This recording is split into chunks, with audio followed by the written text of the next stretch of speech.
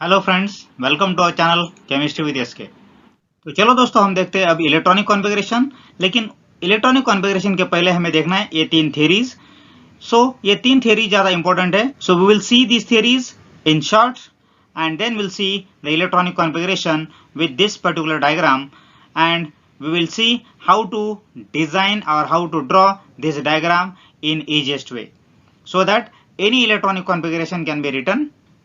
So let's start. So as mentioned, important terms for electronic configuration of an atom: Hund's rule, Aufbau principle and Pauli's exclusion principle.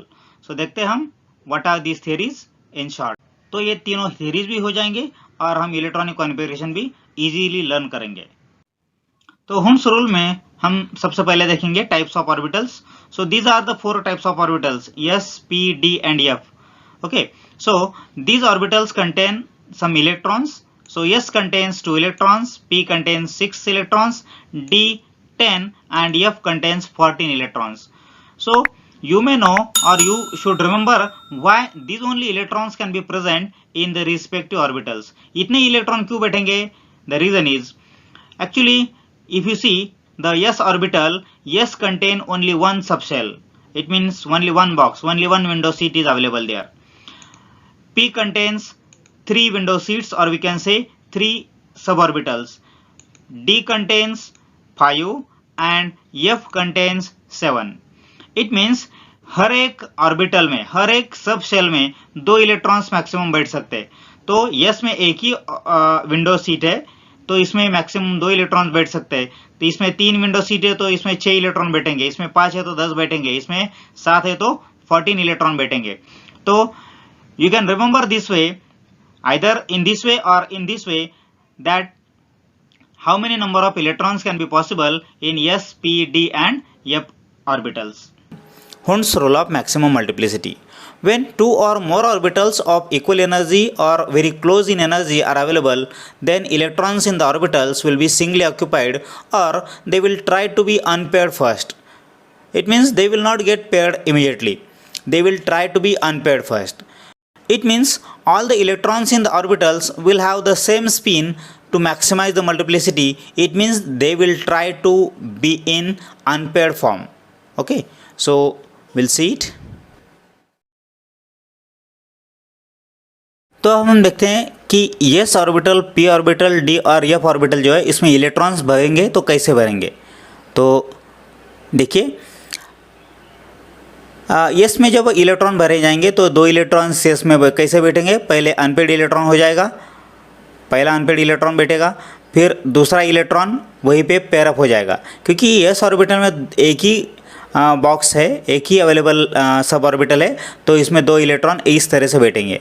लेकिन जब P orbital की हम बात करेंगे तो P orbital में क्या होगा कि पहला इलेक्ट्रॉन पहले बॉक्स में जाएगा, दूसरा इलेक्ट्रॉन दूसरे बॉक्स में जाएगा और तीसरा इलेक्ट्रॉन तीसरे बॉक्स में जाएगा।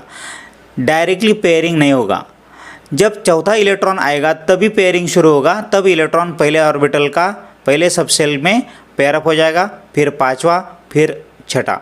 तो इस तरह से ये पेयरिंग ऑफ इलेक्ट्रॉन हो जाएगा। लेकिन पहले जो इलेक्ट्रॉन बैठेंगे तो इलेक्ट्रॉन जो है वो विंडो सीट में बैठना पसंद करेंगे। सिमिलरली, क्योंकि ये देखो, ये अगर विंडो सीट है तो सबको विंडो सीट चाहिए। आप अगर घूमने को जाते हैं तो आपको विंडो सीट में बैठना आप पसंद करते हो, राइट। तो इसी तरह से यहाँ पे हर एक इलेक्ट्रॉन को विंडो सीट चाहिए। जब विंडो सीट खाली नहीं रहेगी तब इलेक्ट्रॉन पेयर अप करेगा और पेयर अप हो जाएगा। तो इस तरह से ये इलेक्ट्रॉनिक कॉन्फ़िगरेशन फिलअप हो जाएगा। In case of F orbital, first electron, second, third, fourth, fifth, sixth, seventh and then 8th electron will come here, 8th, 9th, 10th, 11th, 12th, 13th and 14th. So this will be the sequence of electrons or filling of electrons. Maximum multiplicity means maximum unpaired electrons.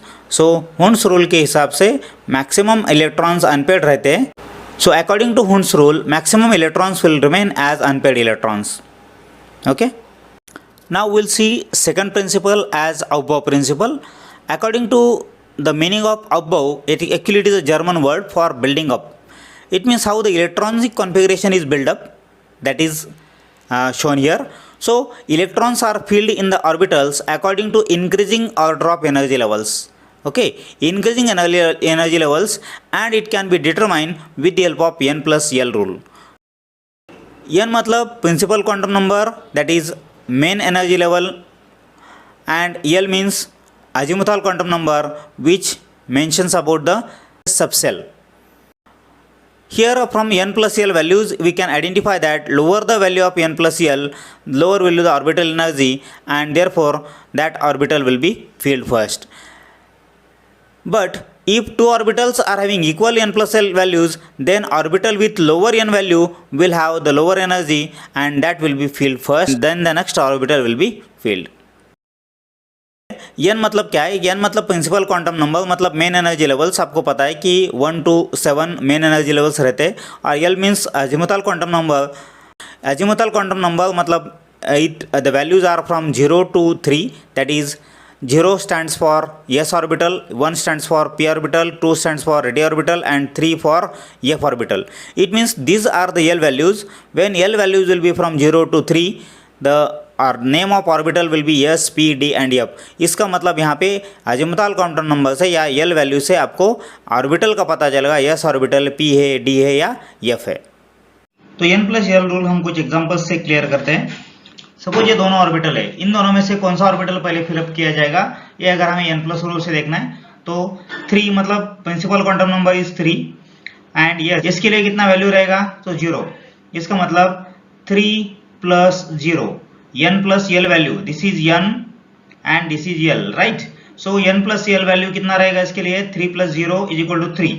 और 3p के लिए कितना रहेगा, n की value है 3 और p की value है 1. सो यहाँ पे रहेगा 1. सो तो इसका वैल्यू बना 3 प्लस 0 3 और 3 प्लस 1 4. इसका मतलब इन दोनों में लोअर वैल्यू किसका है, तो 3s का वैल्यू लोअर है. तो इसका मतलब यह हुआ कि 3s orbital will be field first. ठीक है, 3s orbital will be field first before 3p orbital. हम दूसरा कंपैरिजन करेंगे 3d और 4s के बारे में. 3 प्लस d, d के लिए L का वैल्यू कितना होता है 2, सो यहाँ पे आएगा 3 प्लस 2. और 4 के लिए fourth is main energy level n, L is equal to 0 for s, so 4 plus 0 मतलब यहाँ पे वैल्यू आया टोटल 5 और यहाँ पे टोटल वैल्यू आया 4. इसका मतलब इन दोनों में लोअर वैल्यू किसका है, तो 4s का वैल्यू लोअर है, इसलिए 3d के पहले 4s भरा जाएगा. इस तरह से आप n प्लस L रूल से आइडेंटिफाई कर सकते हो कि कौन से ऑर्बिटल का एनर्जी कम है और कौन सा ऑर्बिटल पहले फिलअप किया जाएगा. यहाँ पे 3 प्लस 0 हुआ था 3 और यहाँ पे 3 प्लस 1 हुआ था 4, तो ये ऑर्बिटल पहले भरा जाएगा. तो यहाँ पे 4s ऑर्बिटल पहले भरा जाएगा इन दोनों में. अगर यहाँ पे आप ये चारों ऑर्बिटल में कंपेयर करना चाहोगे, 3s 3p 3d और 4s में कौन सा पहले भरा जाएगा और कौन सा बाद में आएगा, तो n प्लस L रूल से हम कैसे आइडेंटिफाई करेंगे. पहले सबसे कम वैल्यू 3 है, उसके बाद 4 है और फिर ये है. इसका मतलब पहले भरा जाएगा 3s, उसके बाद 3p या 4s.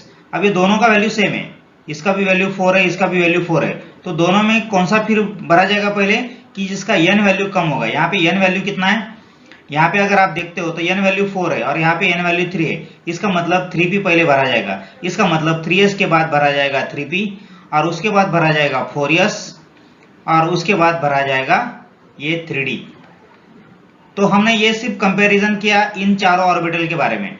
तो इस तरह से हम n प्लस L रूल को आइडेंटिफाई कर सकते हैं.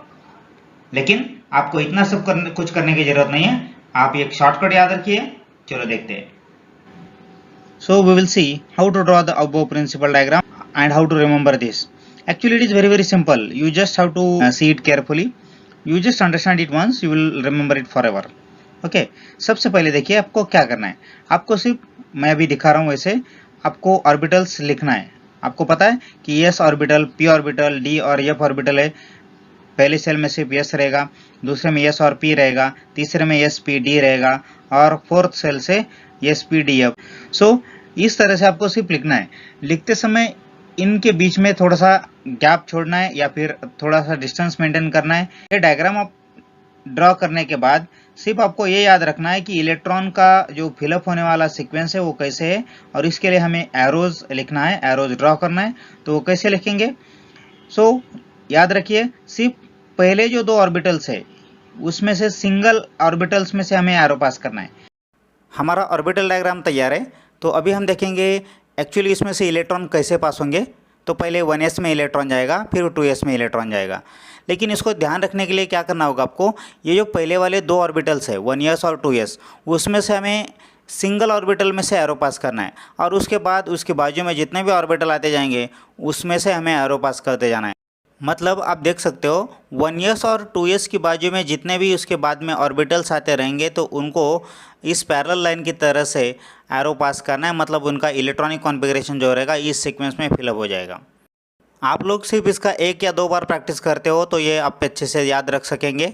Now we'll see the third principle as Pauli's exclusion principle. No 2 electrons in the same atom can have same values of all 4 quantum numbers. In other words, we can say that the same orbital cannot contain more than 2 electrons, or 2 electrons in the same orbital must have opposite spin. इसका मतलब क्या हुआ कि ये जो 4 quantum numbers है n, l, m and s, we can say sometimes we call it as ml and it as ms, but mainly we call it as m and this as s for sin. So n as principal quantum number where we are getting information about main energy level, l as subshells that sp df, actually m stands for magnetic quantum number, and from s we get the information about the spin, whether positive spin or negative spin. Helium का electronic configuration हम देखेंगे तो 1s2 electronic configuration है। इसका मतलब helium में first energy level में 2 electrons है। तो 2 इलेक्ट्रॉन्स मतलब s ऑर्बिटल जो है वो कंप्लीटली फिल्ड है। सो ये जो 2 इलेक्ट्रॉन्स है तो इन दोनों इलेक्ट्रॉन के लिए जो क्वांटम नंबर्स है, क्वांटम नंबर्स के वैल्यूज़ वो क्या रहेंगे ये यहाँ पे लिखे हुए हैं। तो n मतलब main energy level that is first energy level दोनों के लिए, l दोनों भी s सेल में है तो l का मतलब 0 अगर है तो s सेल हुआ, सब सेल हुआ। इन दोनों इलेक्ट्रॉन्स के लिए ये मैग्नेटिक क्वांटम नंबर का वैल्यू 0 मतलब सेम है। लेकिन ये जो स्पिन वैल्यू है, स्पिन वैल्यू, तो एक का स्पिन अगर पॉजिटिव आता है तो दूसरे का स्पिन निगेटिव आता है। इसका मतलब एक अगर अपवर्ड डायरेक्शन में हम लिखते हैं इलेक्ट्रॉन तो दूसरा इलेक्ट्रॉन हम डाउनवर्ड डायरेक्शन में लिखते हैं। इसका मतलब क्या हुआ कि अगर एक ही ऑर्बिटल में बैठे हुए 2 इलेक्ट्रॉन्स है लेकिन फिर भी उनके लिए ये जो पूरे क्वांटम नंबर्स के वैल्यूज़ हैं वो सेम नहीं रह सकते। Okay, that is the Pauli's exclusion principle. Okay, चलो फिर देखते हैं कुछ examples for writing electronic configuration. So सबसे पहले ये डायग्राम आपके पास होना जरूरी है so that any electronic configuration can be written correctly. So let us start. समझो पहला एलिमेंट है सोडियम। सोडियम का एटॉमिक नंबर कितना है? 11 मतलब अभी यहाँ पे सबसे पहला इलेक्ट्रॉन कहाँ पे जाएगा? 1s में, फिर 2s में, फिर 2p में। ओके, लेकिन हमें इतना कितने इलेक्ट्रॉन बैठते हैं वो भी यहाँ पे लिखना चाहिए। So 1s contains 2 electrons, maximum electrons, s contains 2 electrons, so 1s2, 2s2, 2pp में कितने इलेक्ट्रॉन बैठते हैं? Maximum 6 electron. तो हमने लिखा है इतना 6 इलेक्ट्रॉन। अब ये इलेक्ट्रॉन कितने हो गए? 2 और 2 4 और 6 10। हमें कितना चाहिए? 11 चाहिए। तो आगे का जो ऑर्बिटल रहेगा 2p के बाद रहेगा 3s। तो 3s में कितना इलेक्ट्रॉन भरा जाएगा? 1 electron. So next example is silicon. So silicon का एटॉमिक नंबर कितना है? 14। तो 14 लिखते समय हमें सिर्फ इसी सीक्वेंस में जाना है, 1s 2s फिर 2p, 2p के बाद 3s। लेकिन हमें इलेक्ट्रॉनिक कॉन्फ़िगरेशन लिखते समय लिखना है कि 1s2, 2s2, 2p6। तो यहाँ तक 10 इलेक्ट्रॉन हो गए। हमें कितना चाहिए? 14 इलेक्ट्रॉन्स। सो 2p के बाद क्या आता है? यहाँ पे देख सकते हैं आप, 2p के बाद आता है 3s। 3s में मैक्सिमम 2 इलेक्ट्रॉन भेज सकते हैं। इसका मतलब यहाँ तक आ गए 12। हमें और 2 इलेक्ट्रॉन की जरूरत है तो 2 इलेक्ट्रॉन आगे कहाँ जाएंगे? तो 3p में जाएंगे। सिमिलरली फॉर नेक्स्ट, सपोज हमें पोटेशियम के लिए लिखना है। पोटेशियम का एटॉमिक नंबर है 19। सो 19 का हमें एडिशन चाहिए तो इसी सीक्वेंस में रहेगा। तो हम आ गए थे अभी 3p तक, राइट? तो 3p तक वो सेम ही रहेगा।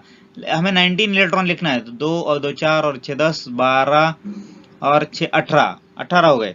हमें और 1 इलेक्ट्रॉन चाहिए तो 3p के बाद कहाँ जाएगा इलेक्ट्रॉन? आप सबसे बड़ी गलती यहाँ पे करते हो। 3p के बाद अगर आप यहाँ पे 3d लिखते हो तो गलत हो जाएगा, क्योंकि 3p के बाद इलेक्ट्रॉन कहाँ जाना चाहिए? 4s में जाना चाहिए। इसलिए हमने 4s का यहाँ पे 4s1 ऐसे इलेक्ट्रॉनिक कॉन्फ़िगरेशन लिखा है। उसके बाद क्रोमियम का एटॉमिक नंबर है 24। तो 24 मतलब अभी 3p6 तक तो हम आ गए थे, 4s तक आ गए थे।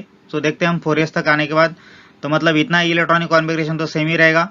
4s के बाद इलेक्ट्रॉन कहाँ जाएगा आप देख सकते हैं यहाँ पे, 4s के बाद इलेक्ट्रॉन जाएगा 3d में, तो बाकी के जो भी इलेक्ट्रॉन्स चाहिए वो 3d में बैठेंगे। इसका मतलब इसका एक्सपेक्टेड इलेक्ट्रॉनिक कॉन्फ़िगरेशन है 4s2 3d 4। लेकिन इसको हाईलाइट क्यों किया है? क्या ये सही है? तो नहीं। क्या गलत है? तो आपको पता होना चाहिए कि फर्स्ट ट्रांजिशन मेटल्स सीरीज में, फर्स्ट ट्रांजिशन मेटल्स में क्रोमियम और कॉपर जो है इनका इलेक्ट्रॉनिक कॉन्फ़िगरेशन एक्सेप्शनल रहता है। और उसका रीज़न क्या है तो हम देखते हैं। यहाँ पे जो 3d ऑर्बिटल है इसमें 4 इलेक्ट्रॉन्स है और यस में 2 इलेक्ट्रॉन्स है। अगर इस तरह से लिखते हैं तो d ऑर्बिटल जो है वो अनस्टेबल बन जाएगा क्योंकि उसमें 4 इलेक्ट्रॉन है। सो एग्जैक्टली अगर ये हाफ फील्ड बनता है तो ये भी स्टेबल हो जाएगा और ये भी स्टेबल हो जाएगा। ये क्यों स्टेबल होगा? क्योंकि exactly half filled and exactly full filled orbitals are stable. तो यहाँ पे यस ऑर्बिटल को कंप्लीटली फील्ड है या एग्जैक्टली हाफ फील्ड है, इतना ज़्यादा फर्क नहीं पड़ेगा। लेकिन यहाँ पे अगर एक इलेक्ट्रॉन ज़्यादा आता है तो ये एग्जैक्टली हाफ फील्ड हो जाएगा और इसलिए इसकी स्टेबिलिटी बढ़ेगी। और हर एक इलेक्ट्रॉन, हर एक एटम स्टेबिलिटी की ओर जाने की कोशिश करता है, स्टेबिलिटी लाने की कोशिश करता है। तो इसलिए इसका इलेक्ट्रॉनिक कॉन्फ़िगरेशन में करेक्शन होगा और ये 4s2 के वजह यहाँ पे बनेगा 4s1 और एक इलेक्ट्रॉन जाएगा यहाँ पे और बनेगा 3d5। तो this is exceptional electronic configuration for chromium and similar electronic configuration is also observe for copper. मतलब कॉपर के केस में भी यहाँ पे क्या जो एक इलेक्ट्रॉन है ये यहाँ पे जाएगा और डी में बाकी के इलेक्ट्रॉन्स भरे जाएंगे। तो करेक्टेड कॉन्फ़िगरेशन विल बी। उसके बाद iron, atomic number is 26। 4s2 तक आया था इलेक्ट्रॉन्स, 20 इलेक्ट्रॉन्स आए थे। इट मीन्स 4s के बाद जो ऑर्बिट इलेक्ट्रॉन्स है वो ये जाएंगे डी में। डी में कितने इलेक्ट्रॉन बैठेंगे? 6। तो आपको ये टोटल काउंटिंग करके देखना है ये 26 आता है क्या नहीं, मतलब इसका इलेक्ट्रॉनिक कॉन्फ़िगरेशन या फिर इसका एटॉमिक नंबर जितना है उतने इलेक्ट्रॉन्स इसके आने चाहिए। Next example, last example, gallium. तो गैलियम का एटॉमिक नंबर है 31। आपको एटॉमिक नंबर याद रखने चाहिए, तो उसके लिए क्या करना है वो हम दूसरे किसी वीडियो में देखेंगे। तो 4s2 तक हो गया 20। इसका मतलब 4s के बाद इलेक्ट्रॉन कहाँ जाना चाहिए? ये देखो 3d में जाना चाहिए। 3d में कितने इलेक्ट्रॉन बैठ सकते हैं? Maximum 10 electron. तो चलो बैठ गए 10 इलेक्ट्रॉन। अभी कितने हो गए? 20 और ये 10 30 हो गए। हमें कितना चाहिए? 31 चाहिए, 31 चाहिए। तो एक इलेक्ट्रॉन अभी बाकी है। मतलब 3d के बाद इलेक्ट्रॉन कहाँ जाना चाहिए? यहाँ पे देख सकते हैं आप, 3d के बाद इलेक्ट्रॉन जाएगा 4p में और 4p में रहेगा एक इलेक्ट्रॉन। इन दिस वे आपको इलेक्ट्रॉनिक कॉन्फ़िगरेशन लिखना है। अगर आपको एटॉमिक नंबर याद है, एटॉमिक नंबर पता है, तो आप इस अबव प्रिंसिपल से कोई भी एलिमेंट का इलेक्ट्रॉनिक कॉन्फ़िगरेशन करेक्टली लिख सकते हो। और ये अबव प्रिंसिपल का जो डायग्राम है, सीक्वेंस ऑफ फिलिंग इलेक्ट्रॉन्स, सो वो किस तरह से याद रखना है इसके बारे में हमने बात किया। तो हमने हुंड्स रूल, अबव प्रिंसिपल और ये पॉलीज एक्सक्लूजन प्रिंसिपल, ये तीनों थ्योरीज को अच्छे से कवर किया है। ठीक है, फिर अभी के लिए इतना ही। फिर मिलते हैं किसी अगले वीडियो में। तब तक के लिए बाय बाय, थैंक यू।